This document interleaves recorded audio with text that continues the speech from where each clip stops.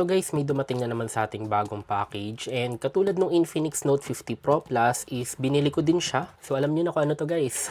So meron tayo dito guys na Poco F7 Ultra. So makikita nyo dito guys, binili ko siya. Ang SRP niya is nasa around 38 to 40,000 depending kung may promo kayo makukuha. And nagkataon na may promo ko nakuha. And nakuha ko na lang siya ng around 33,200 para sa 512GB variant. So yung nakuha ko dito is yung 16512GB variant. So parang I think okay na yung deal na yon for around 33,000. So unbox muna natin. So hindi tayo pwede mag-bias dito guys or kahit ano kasi usually mga phone na ina-unbox natin ngayon is binibili ko talaga. Kasi alam niyo naman past months is hindi tayo masyado nakapag-upload. So kaya talagang lahat ng nire-review natin na phone is pag may na-request kayo is binibili ko talaga. And yan din yung reason kung bakit iniingatan ko yung pag-unbox natin para syempre mas madaling ma-resell. So yan guys, at least transparent ako sa inyo para alam nyo kung paano ako nagre-review. So anyway, open na muna natin. So meron tayo ditong mini box. So yung laman ng mini box natin is meron tayong SIM ejector pin, meron tayong documentations, meron tayong jelly case, and katulad ng sinasabi ko sa mga other videos natin, ito yung type ng jelly case na hindi ko talaga gusto kasi ito yung mabilis and sobrang bilis magasgasan.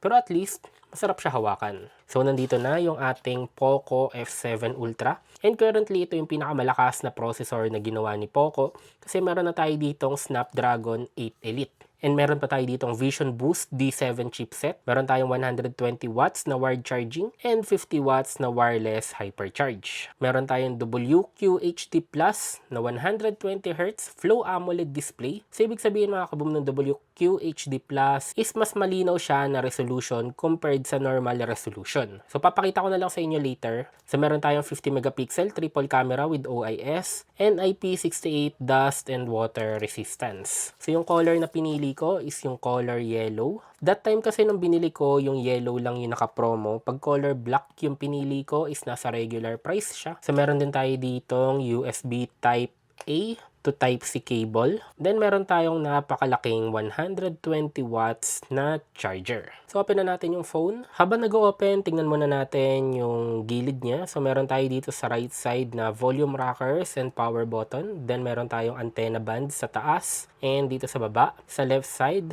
meron lang tayong isang antenna band. Sa taas, meron tayong dalawang antenna band.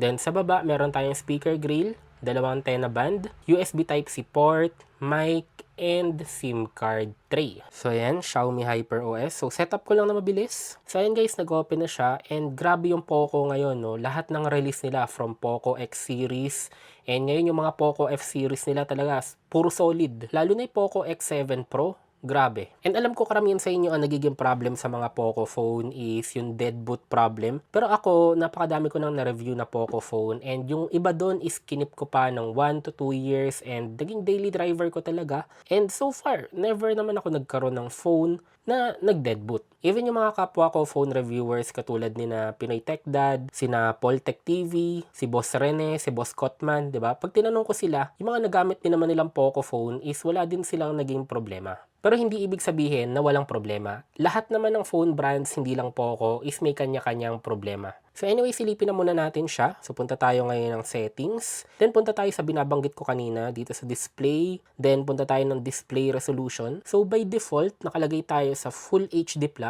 which yung resolution niya is 2400 by 1080p. So, nakalagay siya dito by default. So, mas makakatipid kayo dito ng battery. Mas magtatagal yung battery life niya dito.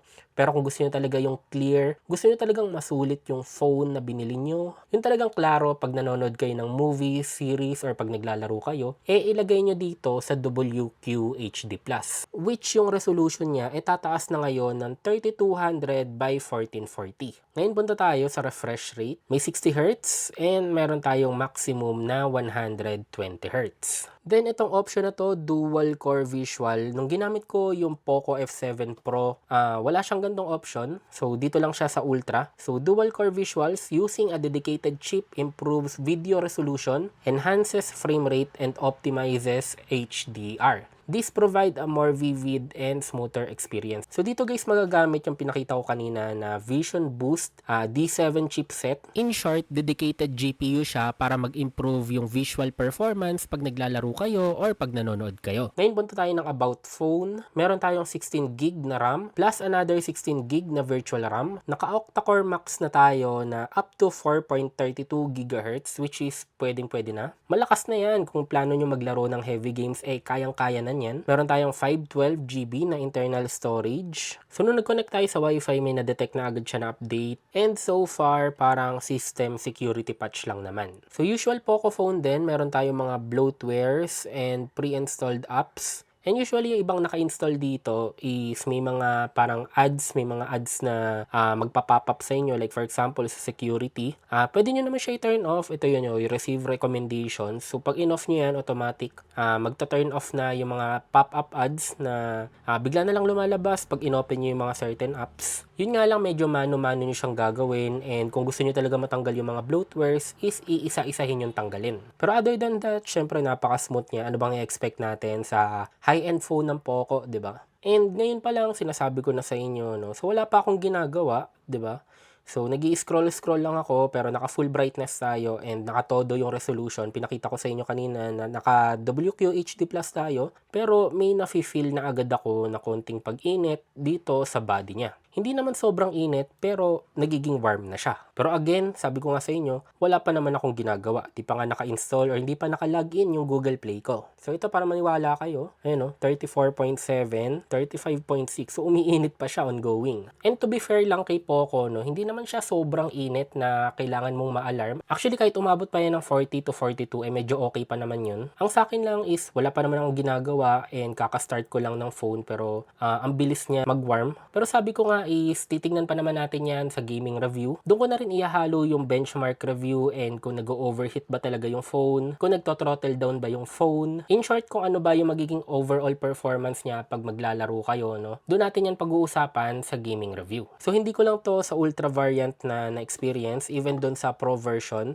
na-experience ko din to. Pero nung naglalaro naman ako, kahit na medyo mainit yung body niya throughout the game, is never naman naglag yung game na nilalaro ko. Maliban na lang doon sa mga games na hindi optimize katulad ng Warzone, yun, kahit anong phone yung gamitin ko, bagsak yung performance pag nakatodo. Sa tingin ko, ganun din naman yung mangyayari dito sa Ultra. So, gagawa din naman ako dito ng dedicated gaming review. And napansin ko lang sa mga phones ngayon, halos lahat meron na talagang AI. So, ako personally, ang pinaka-ginagamit ko lang naman na AI feature is yung circle to search. Yun yung pag hinold nyo yung home button, may pwede kayong bilugan, then magsa-search na siya sa Google. Very useful yan pag may nakita ako sa social media na gusto kong hanapin. And yung isa pang feature na ginagamit ko, yung nag-e-erase ng, kuwari, dun sa picture, may gusto kong i-erase sa background, may gusto kong tanggalin na tao, or may gusto kong tanggalin na gamit. Yun lang naman so far yung pinaka-ginagamit ko na AI feature. Even dun sa iPhone, yun lang din yung ginagamit ko. Pero kayo, ano pang ibang ginagawa nyo sa AI ng cellphones nyo? Comment nyo naman. Silipin lang din natin yung battery. So, meron tayong current mode natin is balance. Meron tayong ultimate mode, balance mode, battery saver mode, and ultra battery saver mode. So, meron tayong charging options. Wired, naka-default tayo ng standard. And top speed, ito yung aabot na siya ng 120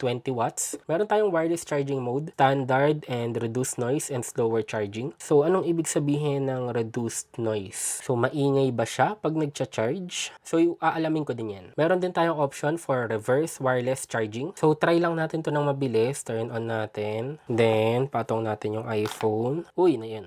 Nag-charge. So, meron siyang reverse wireless charging. So, meron din tayo ditong charging limit. So, ibig sabihin, pag may pinatong kayo para mag-charge, is pag umabot na ng 30% yung battery, is hindi nagagana yung reverse wireless charging. Pagdating naman ngayon sa battery protection, di ba? Lahat ngayon ng phones, karamihan, may mga battery health na. Battery protection, ito naman is pag kayo na mismo yung nagcha-charge. So, ibig sabihin, pag tinurn on nyo to, pag umabot kayo ng 80%, automatic na titigil na siya mag-charge. And ayun lang muna guys, talagang sinilip lang muna natin yung Poco F7 Ultra. So madami kong gagawin dito. Gagawa ako ng ano ba yung mga bagong features, ano ba yung mga nagagawa ng AI. So may full review, may gaming review. So talagang per phone susulitin natin kasi sabi ko nga, almost every phone na nire-review natin dito sa channel ngayon is binibili ko. So talagang gumagastos tayo ng ganun. And para masulit naman, di ba? Para kahit papaano medyo makabawi tayo. So yun, sinasabi ko lang sa inyo para at least transparent ako sa inyo and para naman hindi nyo masabing bias ako, di ba? So yun lang guys, Poco F7 Ultra. Sa mga nakabili sa inyo, kumusta naman yung phone nyo? Okay pa ba? May naging problems ba kayo? Comment nyo naman down below para at least alam ko din kung ano yung mga possible problems na pwede kong ma-face. Pero at the same time, sabihin nyo na rin kung ano yung mga nagustuhan nyo sa phone na to para alam ko din and alam din ng ibang viewers.